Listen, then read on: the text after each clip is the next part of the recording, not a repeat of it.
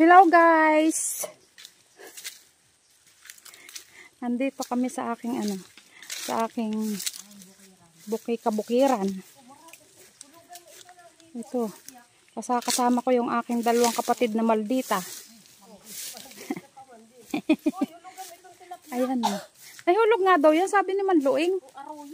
Oo. Oo, may hulog yan. May mga hito. Nahuli nga dyan ang hito. Kasi laki ng hita. Oo. Tanong mo kay Manluing. Yan ang aming kasamang puging tilapia, oh. Ayan. Bulugan mo ito maraming tilapia. Ito yung aking kapatid na buntis ng 6 na buwan. Ito may panggulay na kaming gabi.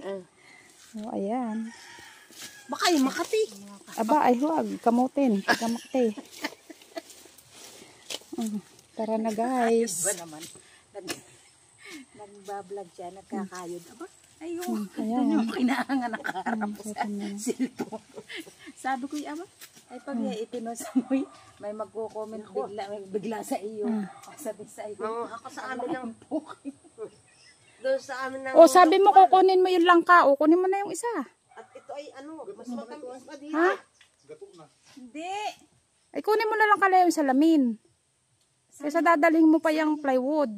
Sayang. Mahirap dalhin sa salamin lang at baka mabasag. Ayan, uulan na naman. Lakas ng ulan. Ando si Manluing. Kaya nga. Gusto ko magpatabas dito kahit yung puno lang ng Mayla.